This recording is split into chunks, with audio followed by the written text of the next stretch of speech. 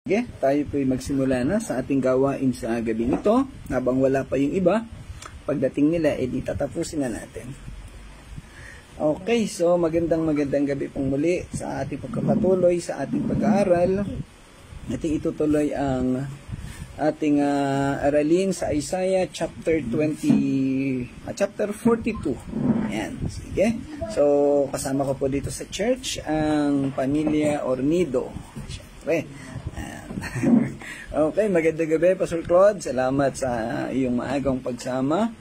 Okay, so tayo ay magpapatuloy sa ating pag-aaral at tayo ay magtsatsaga uli. Medyo mahina ang signal ng internet, medyo nagloloko parang yung nagtuturo lang, laging nagloloko.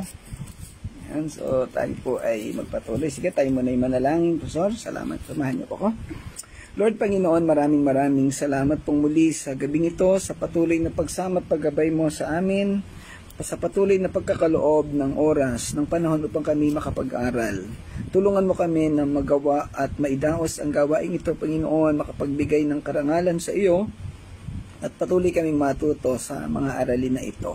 Samahan mo kami, Panginoon. Pinagkakatiwala namin sa iyo ang lahat ng ito, Ama, maging ang sitwasyon ng mga kapatid namin na makakasama namin sa pag-aaral. Iyo po kaming pangunahan at gabayan ng Diyos. Ito'y dalangin namin sa pangalan ng Panginoong Hesus. Amen.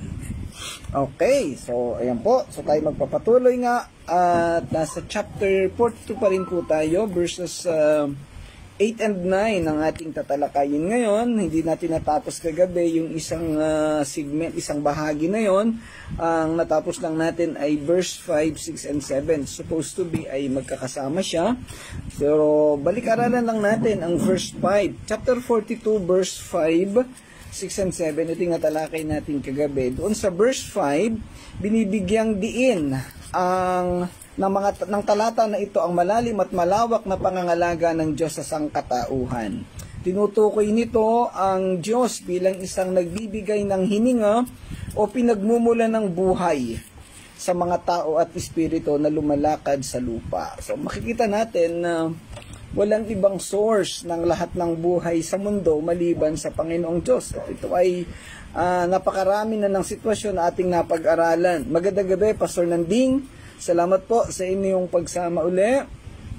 Sa aklat ng Genesis, doon nagsimula ang buhay ng mga hayop, ng halaman, at buhay ng mga tao, maging yung mga taong hindi naman nagpapakatao. Ayan.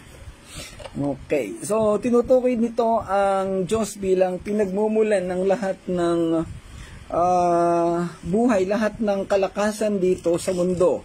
Tinatampok ang Diyos bilang tagapagtaguyod ng buhay, ang pinagmumulan ng lahat ng nabubuhay na nilalang. Sa Kanya nagmula ang hininga, sa Kanya nagmula ang mga material at pisikal na bagay. Ang banal na spirito ang siya nagbibigay ng buhay sa atin. Ang salitang banal na spirito, ito ay nagmula sa salitang hangin o kaya ay salitang Griego ay pneuma. Kaya pag pinag-aralan yung pneumatology, pneuma ibig sabihin ay hangin. So yun yung banal na spirito. Ano po? Yun ang kanyang pinakamalapit na description dahil hindi natin ito nakikita. Pinahiwatig nito ang patuloy na paglalaan at pag-aalaga ng Diyos sa kanyang nilikha na binibigyang diin ang kanyang likas na mapagmahal na at mahabaging sitwasyon. Nakita natin sa napakahabang panahon, simula pa sa panahon ng Israel hanggang sa ating kasalukuyang panahon, ano man ang sitwasyon ng bawat isa, laging ang Diyos ay naandyan upang tayo ay kalingain, alagaan. Siya ay Diyos na nagmamalasakit sa ating lahat. Okay, ang talatang ito ang talatang 5 ay naghahayag din ng pandaigdigang plano ng Diyos para sa pagtubos at kaligtasan. Yung pinakatema ng kabanatang 42, ang pagpapadala ng kanyang lingkod o yung magiging tagapagligtas ng mundo, at ito nga ay ang Panginoong Hesus. So ito'y nagpapakita na hindi lamang tayo nilikha ng Diyos, hindi lamang tayo binigyan ng buhay, kung hindi iniintindi ng Diyos yung ating buhay na walang hanggan, yung pagkaligtasan natin sa pagkalubog sa kasalanan. Magandang gabi, Pastor Gian. Salamat, napadaan ka. At sana ay ma-enjoy mo ang pag-aaral natin na ito. Loobin ng Panginoon ay magkita tayo bukas sa 13. Okay. Sa verse 6 naman, ang Diyos ay nagsasalita sa kanyang piniling lingkod na binibigyang diin ng katuwiran kung saan ang lingkod na ito ay tinawag at ang support at protection ay ibibigay ng Diyos. So sa verse 6, tinukoy dito yung lingkod na ipinadala ipinadala ng Panginoong Diyos sa lupa. Sa panahon na nasulat o nangyari itong aklat ni Isaiah, hindi pa siya naipapadala. Kaya propesiya pa lamang. Pero sa ating kapanahunan ngayon, ay nangyari na ito at tayo ay natubos na ng Panginoong Hesus sa pamamagitan ng kanyang kamatayan sa krus. Sa talatang 7 naman, tinalakay yung misyon o ang kasama sa misyon ng lingkod na ito, yung pagbubukas ng mga bulag. Doon sa verse 7 na na-discuss kahapon, yung gawain nung ipinadalang lingkod ng Diyos. Ano ba yung kanyang gawain? So, nabanggit dito, particularly yung pagtatanggal ng kabulagan ng mga mata, yung pagpapalaya sa mga bilanggo at pagbibigay ng liwanag sa mga bansa. So napag-aralan natin kagabi yung literal na pag-aalis ng kabulagan ng mga tao. Doon sa New Testament, maraming mga bulag na literal na hindi nakakakita at ginamot ng Panginoong Hesus. Subalit, ang mas malawak na naisipahiwatig nito, yung pagtanggal ng kabulagang espiritual ng mga tao. Yung spiritual blindness na kung saan mas nahihilig ang mga tao sa kasalanan, sa paggawa ng kasalanan na ito'y tumutukoy sa kabulagang espiritual. Yan. At ganun din yung pagpapalaya sa mga bilanggo. Tayong mga tao ay nabilanggo sa kasalanan, sa paggawa ng mga maling bagay sa mundo. Kaya tayo ay nabilanggo. So isang gawain ng lingkod ng Panginoong Hesus ay palayain tayo doon sa pagkabilanggo sa kasalanan. At ito'y sa pamamagitan nga ng kanyang kagandahang loob, tayo'y nagkaroon ng pananampalataya. At syempre, yung pagpapanatili, yung pagbibigay ng liwanag sa mga bansa, binabanggit nga doon sa aklat ni Apostol Juan sa 1 John, na kung tayo'y totoong mananampalataya, tayo ay mamumuhay dapat sa liwanag. Sabihin ay, nakakilala na tayo ay nakapag-aral ng salita ng Panginoon, manatili na tayo sa liwanag. Dinala na tayo ng Panginoong Hesus sa liwanag, manatili na tayo sa liwanag. Huwag na tayong umalis. Huwag na tayong pumunta sa kadiliman. Ang kadiliman na tinutukoy dito, yung mga makamundong gawain, pagkagumon muli sa kasalanan. Ay nakakalungkot po sa realidad. Maraming mga tao na nakakilala na raw sa Panginoon, naging bahagi na ng mga simbahan, pero bumabalik sa pagkakasala, bumabalik sa kadiliman. Ay kaya nakakaano po. Kanina lang ay napagkwentuhan namin ni Pastor Ray na nakakalungkot sa mundo ngayon yung mga dating nakita nating naging mabubuting tao na naging part na ng church ay bumabalik sa kasalanan, bumabalik sa kamalian. At ito ay propesiya sa aklat ni Timoteo na pagdating ng huling panahon, ang mga tao ay talagang pasama ng pasama. Ayan, so nakakalungkot. Kaya, biyaya ng Panginoon, itong ating ginagawang araw-araw na pag-aaral, nawa ay makatulong ito sa atin para hindi natin iwanan yung sitwasyon o yung kaliwanagan pagkalaya sa pagkabilanggo na dating sitwasyon natin. Nakakalungkot po dahil maraming tao na sa halip na mamuhay bilang tagasunod ni Kristo, mamuhay bilang mga ligtas, bilang mananampalataya ay bumabalik sa pagkakasala, bumabalik sa karumihan o kaya ay sa kadiliman. Yan, nawa itong ating pag-aaral na ito ay makatulong, makapagdala sa mga tao para manatili doon sa kaliwanagan. Okay, dito naman sa verse 8, ang sabi dito, ako si Yahweh.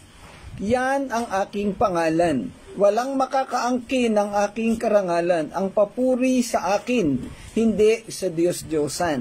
Ang talatang ito ay nagpapahayag ng soberanya ng Diyos. Ang kanyang pagiging natatangi o ang pagiging eksklusibo ng Diyos bilang nag-iisang tunay na Diyos. Wala namang ibang Diyos. Walang ibang ang napakaraming relihiyon sa mundo. Pero ang karamihan sa mga relihiyon na to ay may kani-kaniyang dinidiyos, may kani-kaniyang sinasamba. At ang masama pa nito, minsan sinasamba natin yung ating sarili. Ano po? Wala pong ibang Diyos. Ito ipinapahiwatig dito sa talatang ito. Exclusively, iisa lang ang Diyos. Pero minsan sino ang dinidiyos ng mga tao? Yung pera, yung trabaho, yung pag-aaral. Minsan kapwa-tao, nakafocus tayo doon sa mga bagay na makamundo. Maraming mga church na ang dinidiyos ay kayamanan. Ang dinidiyos ay comfort, hindi iyong kahirapan. Po,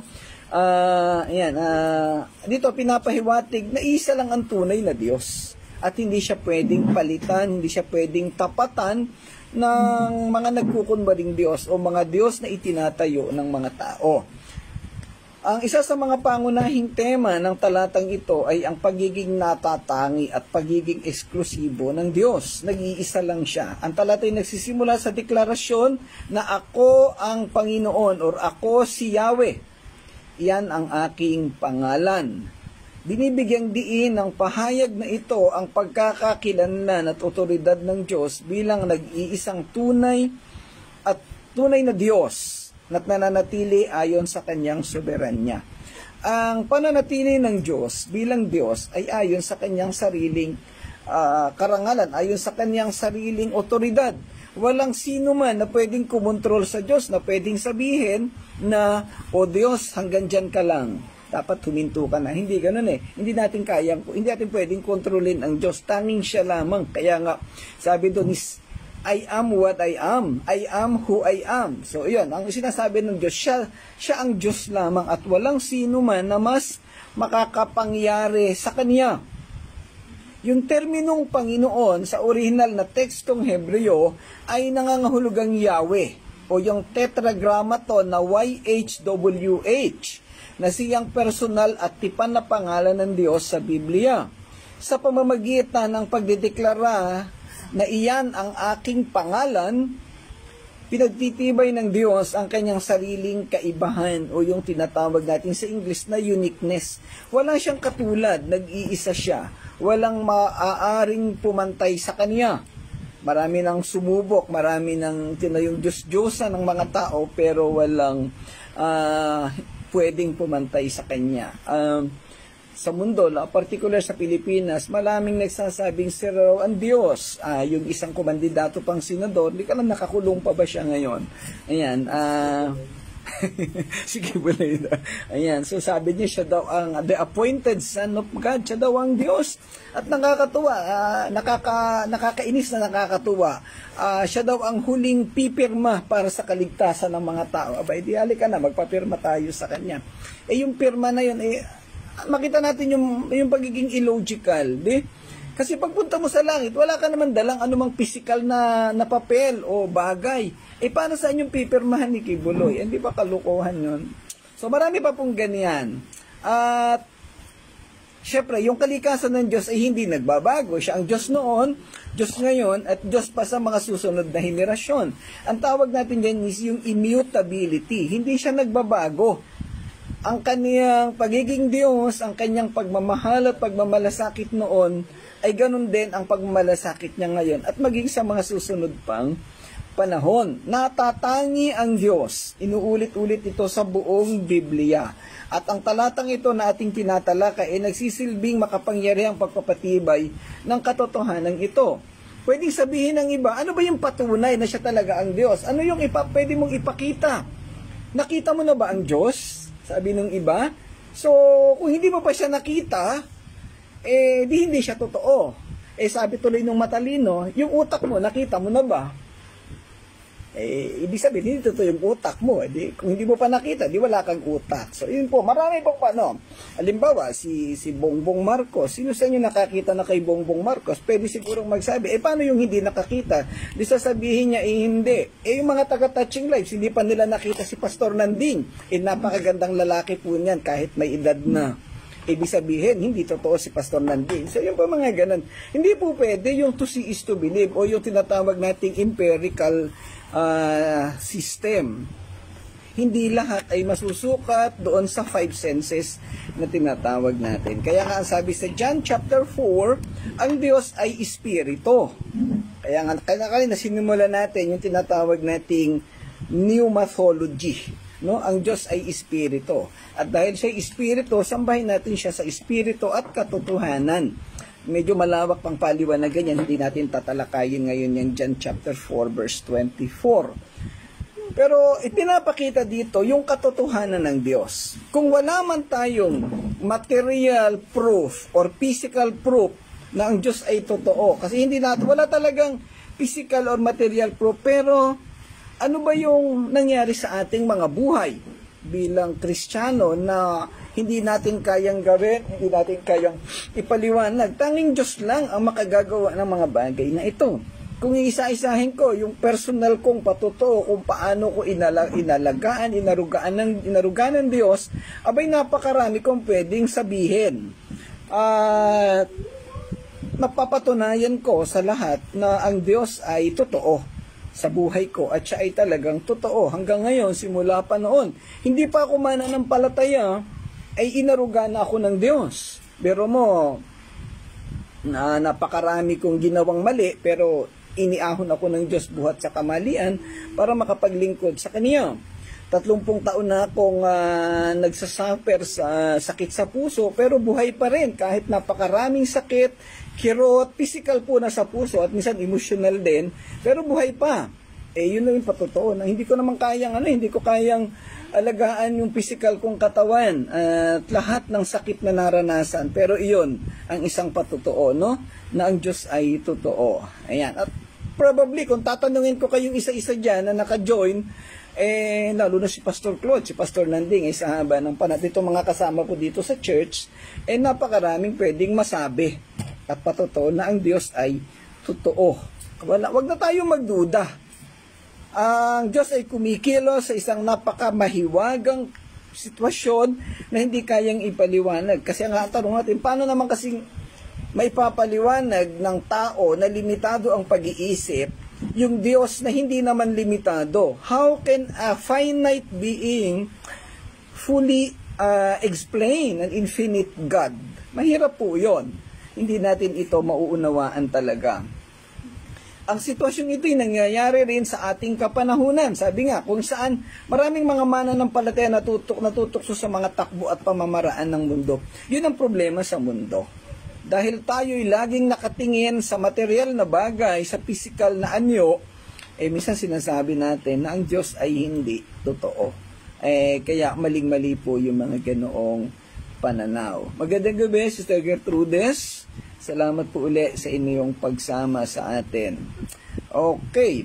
Ang talatang 8 rin ay malinaw na nagpapahiwatig na ng pagiging malinaw at walang kompromisong pahayag mula sa Diyos tungkol sa kahangalan ng gayong mga gawain. Yung mga ginagawa ng tao sa kapanahunan ngayon, kung iisa-isahin mo, talaga namang nakakalungkot. Ano po, kanina may napagkwentuhan lang kami ni Pastor Ray, meron isang simbahan na parang RC ang dating, no? 5 worship service sa maghapon, tapos in and out yung mga tao. Sabi ko, ang tanong doon, natututo kaya yung mga tao ng totoong salita ng Diyos? No?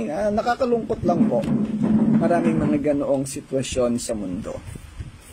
Ang talatang ito ay nagsisilbing panawagan sa mga Israelita at sa atin sa kasalukuyang panahon na talikuran ang mga gawaing kaugnay ng idolatriya. So, ang isang sentrong tinatalakay sa aklat na isa, yung idolatry o pagsamba sa mga Diyos-Diyosan at ang mga nabanggit pang ibang gawain ng tao. Kaya itinakwil ng Diyos ang Israelita, pansamantala hinayaan silang mahirap at maparusahan dahil sa idolatry. At ang nakakalungkot sa ating kapanahonan, marami rin taong ganyan, sumasamba sa mga Diyos-Diyosan, gagawa ng ribulto, maghahalo ng simento at ceramic, tapos suhugisan ng tao, ayan na, tapos ay sasambahin na. At meron pang Station of the Cross na kung ano tinatawag.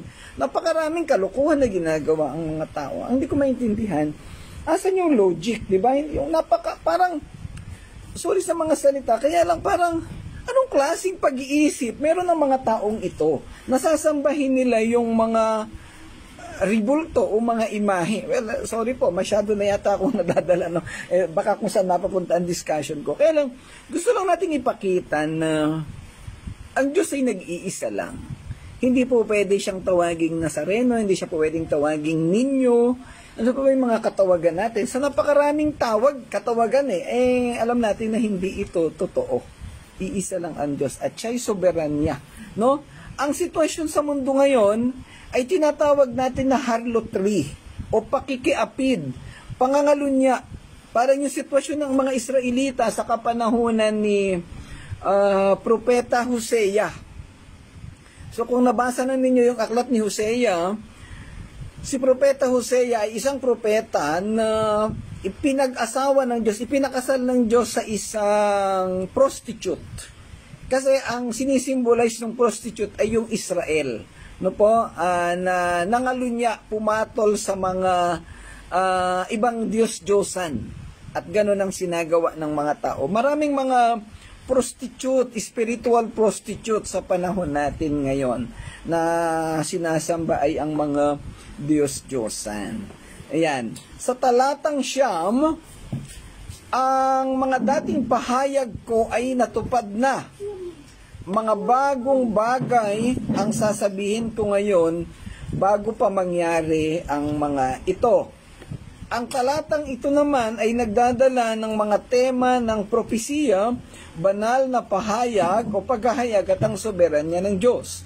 Ang makahulang aspeto ng talata ay sumasalamin sa pananaw at banal na kaunawaan ng Diyos na nagpapahayag ng hinaharap bago pa ito mangyari. Ibig sabihin, may mga nabanggit natin sa panahon ni Propeta Isaiah, maraming mga pangyayari na hindi pa nangyayari. Marami ng propesiya na nangyari, pero marami pang hindi nangyayari.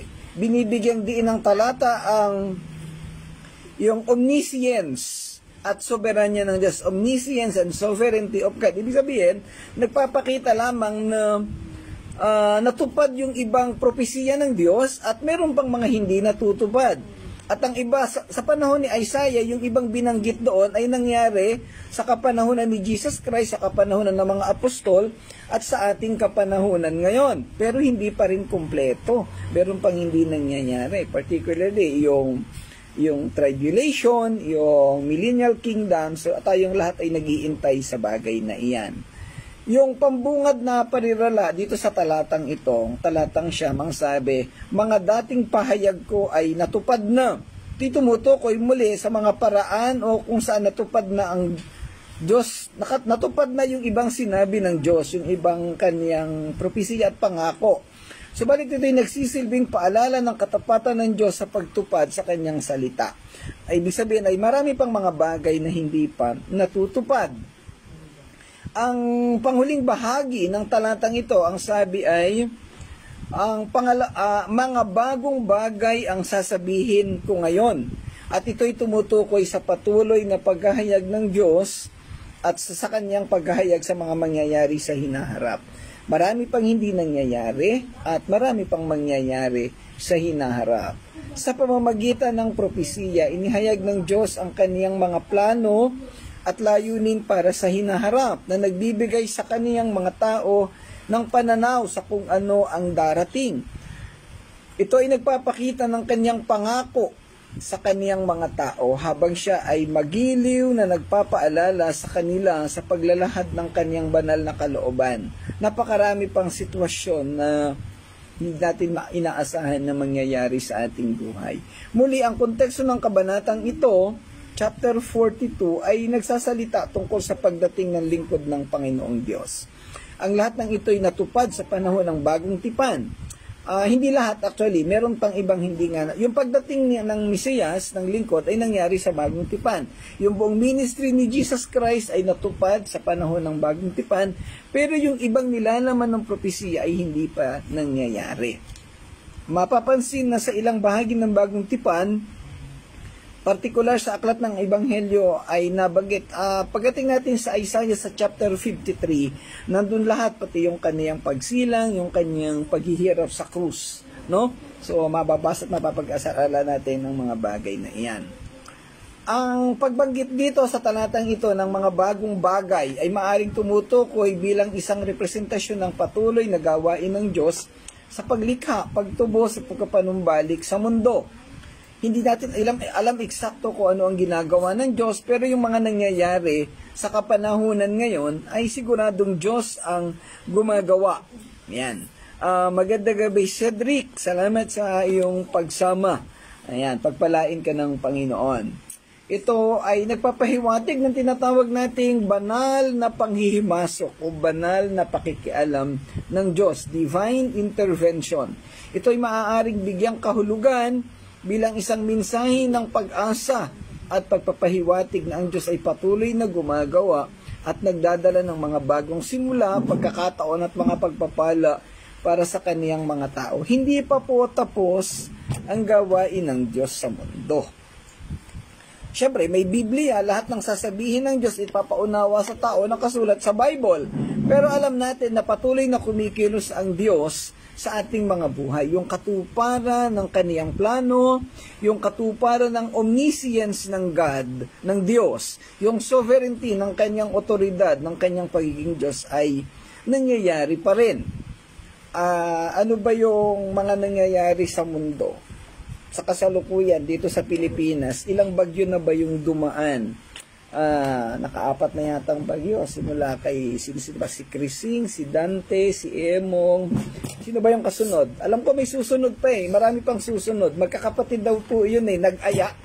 Sabi kasi ni Crising, hali kayo maganda sa Pilipinas. Punta tayo doon. Sumama si Dante. Isinama si Emong. Si Emong nag-aya pa ng mga pinsan. So, yun po. Asahan natin meron pa mga darating.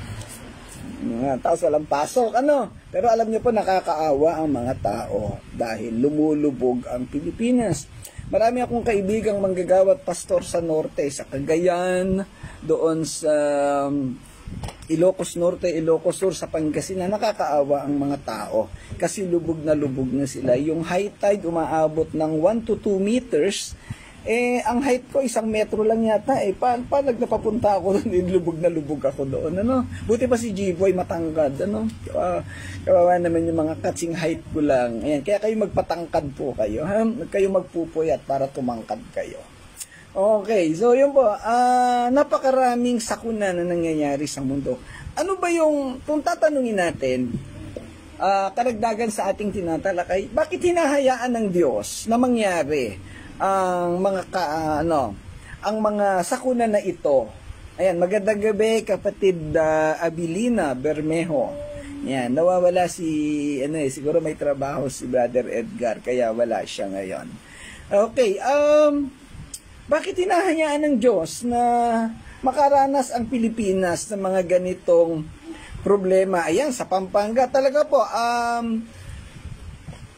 yung nangyayari dito sa atin sa southern part, Calabarzon, ay ano lang po ito parang, tawag ba dito? Bahagi lang. Kasi kung makikita mo sa mga balita, ang sentro talaga ay sa northern Luzon. Tapos pababa ang central Luzon, Pampanga, Bulacan, Bataan, Tarlac. Yung dito sa southern part ay bahagi lang. Hindi pa natin totally naranasan yung sakit ng bagyo. Kasi biro mo sa Region 1 and Region 2 is signal number 4. At naririnig nyo sa balita yung 200 mm of water, 200 mm ng ulan. Yung 200 mm na yun, ibig sabihin sa isang square meter ng lupa, ganun karami yung tubig. Equivalent noon ay 1 to 2 meters na high tide. Lulubog na yung lugar noon. Gano'ng kaliit yung 1 square meter, tapos ganun karami yung tubig. Po, medyo may mga technical explanation po yan buong bansa, yung Marikina, yung Quezon City, lubog. Nakakalungkot. Marami pang mga susunod na mangyayari. Hindi lang tinatakot. Kaya lang, ano yung problema dito? Well, kapabayaan ng tao. Kapabayaan ng mundo. Ang sabi ko nga taon-taon naman nangyayari yung ganito. Bakit walang ginagawa ang gobyerno? Alam natin na taon-taon bumabagyo. Bakit ganun at ganun pa rin ang sitwasyon natin? Ayan. Magandang gabi, Ati Wena, kung sino man ang kasama mo dyan. Salamat, napadaan kayo sa ating pag-aaral. tuloy-tuloy pa rin ang pag-aaral ng Touching Lives. Sana'y makasama naman kayo lagi. Ano po? Ayan. Okay. Bakit ko dinidiscuss itong tungkol sa bagyo? Kasi ito'y sovereignty ng Diyos. Ibig sabihin ba nito, hindi mahal ng Diyos ang Pilipinas? Hindi eh. Mayroong pagkakamali, mayroong pagkukulang ang mga tao. At mayroong otoridad ang Diyos na sa ayaw man ng tao, makakasakit man sa tao, kailangan niyang gawin. Kasi siya ay may hustisya. Yung Israel nga na pinili niya, hinayaan niyang mabihag ng Assyria, ng Babylonia, at hanggang sa kasalukuyang panahon, ginigera ng ibang bansa. Pero ang isang bagay na dapat nating matutunan sa sitwasyon na to, manatili tayo sa Diyos anuman ang sitwasyon, gaano man kabigat ang ating mga nararanasan, ang Diyos ay sovereign pa rin, no? Nandun pa rin yung soberenya ng Diyos. Hindi natin ito kayang husgahan, hindi natin kayang sukatin ito. Sa haba na ng kasaysayan ng mundo, patuloy tayong kumapit sa biyaya at kaparaanan ng Diyos. Hindi tayo mapapariwara, hindi tayo mapapahamak.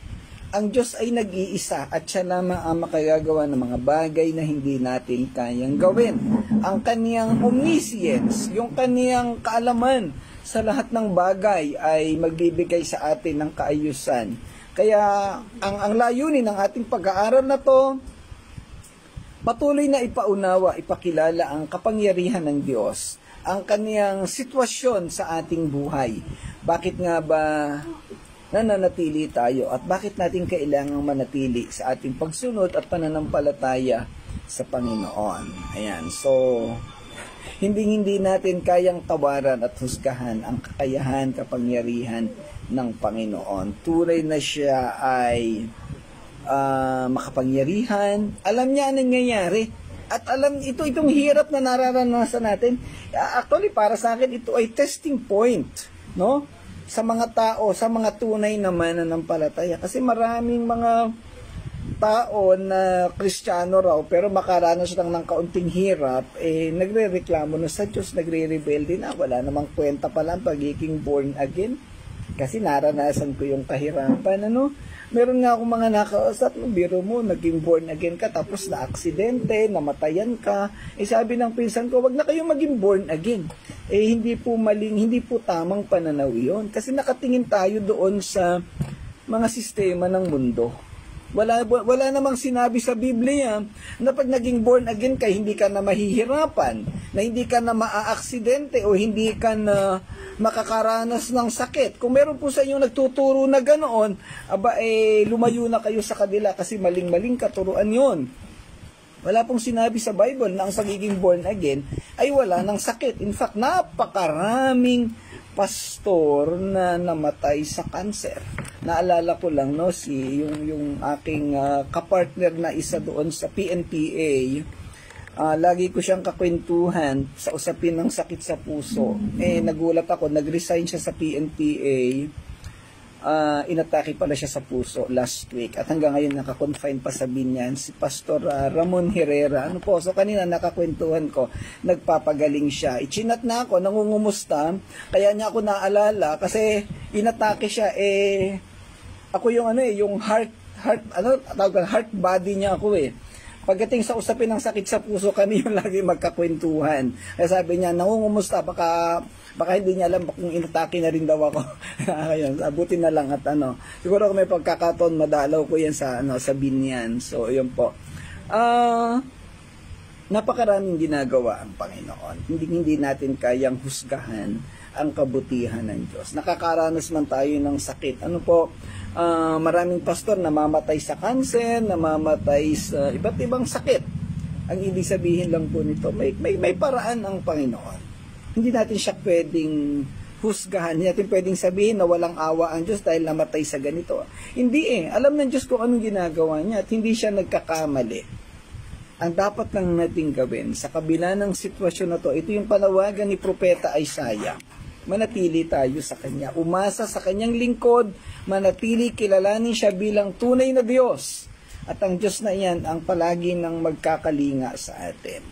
May bagyo man, may unos man, may tag-araw man o tag-init, may pagkain man tayo o tag-gutom, ano man ang sitwasyon, ang Diyos ay mananatiling Diyos. ang Diyos natin ay hindi natin sinasamba pag meron lang tayong pagkain o maraming pera. Siya'y sambahin natin sa lahat ng pagkakataon at anuman ang sitwasyon. Ayan. So, yan po ang ating pag-aaral. Muli lang tinatalakay sa bahaging ito yung otoridad ng Diyos, yung kanyang sovereignty. Hindi natin siya mamahalin lang dahil mahal niya tayo. Hindi lang natin mamahalin ang Diyos dahil nakakaranas tayo ng mga kaginhawahan sa buhay natin. Mas ang totoong pagmamahal ay ibinibigay o nararamdaman sa mga panahon ng kagipitan, sa mga panahon na yung taong dapat nating mahalin ay nakagawa ng mali sa atin. Parang, ito po ay personal kong pananaw, kung mahal mo yung, totoong mahal mo yung isang tao, hindi mo lang siya mamahalin pag gumawa siya ng mabuti sa iyo. In fact, dapat mo nga siyang mahalin lalo pag nakagawa siya ng mali o ng masama. Masyado kasi subjective ang ating pagmamahal sa mundo. Ang Diyos nga, minahal tayo, no? Romans 5:8 ba yun? Kahit nung tayo ay makasalanan pa. Bakit tayong tao, sinusukat natin ang pagmamahal natin sa kapwa-tao kung may nagawang tama at minahal din tayo? Minsan sinasabi natin, puro na lang ba pagmamahal? Paano kung ginagawan ka naman ng mali? Paano kung binubugbog ka na at sinasaktan? Yun nga masusukat ang totoong pagmamahal. Again, ang tawag ko doon, breaking point. Para makita kung gaano katotoo. Hindi lang tayo dapat nakatingin sa magagandang bagay o sa mabubuting bagay. Pag nakagawa ng mali ang isang tao, sinusumpa na natin. Ang Diyos. Diba? Gaano kalaki pa ang ginawa nating kasalanan sa Kanya. But despite of all those things, minahal tayo ng Diyos at pinubos. Atin pong patuloy na pagnilay-nilayan ng mga katotohanan na iyan. At yan ay lahat ay makikita natin sa Bible. Baka kailangan din nating iayos ang ating mga pananaw, ang ating uri ng pananampalataya at pagsunod sa Panginoon. So, hanggang doon lang po muna ang ating pag-aaral sa gabi nito. Maraming salamat muli sa inyong pagsama. Salamat sa mga kasama ko dito sa church. Ang dami nila yan, mga pamilya Ornido po yan. Siyempre si Ate Alma, si Sam, si Abby, at si G-Boy. At siyempre si Ken. Ayan. Hindi mawawala si Ken. Ayan. Okay, siya daw yung siya daw yung principal dito sa Touching Live, sabi niya kanina. Okay, so salamat po muli sa inyong pagsama, Sir Abilina, si Cedric, Sir Gertrudes, Pastor Gian, kita tayo bukas, Pastor Danding, syempre si Pastor Claude. Parang maraming nawalaan, nasaan kaya sila? Okay, baka binagyo. Okay, sige tayo magwakas po sa panalangin. Samahan po ninyo ako. Panginoon naming Diyos, muli po kami nagpapasalamat at nagpupuri sa iyo sa katatapos naming gawain, sa pag-aaral. Salamat sa mga salita mo na patuloy naming napaghati-hatian, napagnilay-nilayan. Panginoon, dalangin ko ang patuloy na pagsama at paggabay mo sa bawat isa sa amin. Ikaw po ang patuloy na manguna, ikaw po ang patuloy na magturo sa amin at magbigay ng kaliwanagan sa mga sitwasyon na kami nadidiliman. Patuloy kaming maging instrumento ng iyong ebanghelyo ng kapahayagan ng kaligtasan dito sa mundo. Pagpalain niyo po ang bawat isa at patuloy na samahan sa ganitong mabigat na sitwasyon sa aming bansa, ang bagyo. Kung anumang bagyo pa ang dumating sa buhay namin, bagyo na, minsay bagyo na walang ulan, bagyo ng relasyon at ng iba't ibang sitwasyon. Panginoon, sa iyo po kami umaasa. Nawa ang lahat ng tao na nananampalataya sa iyo ay magkaroon ng tunay na buhay, tunay na kapayapaan at katiwasayan sa kanilang mga buhay. Pagpalain mo po kaming lahat, Ama. Salamat po, dakilang Diyos. Ito po'y dalangin namin sa pangalan ng Panginoong Jesus. Amen. Amen. Okay, so magandang gabi pong muli sa inyong lahat. Salamat sa inyong pagsama. Salamat po. Kita-kita tayo bukas.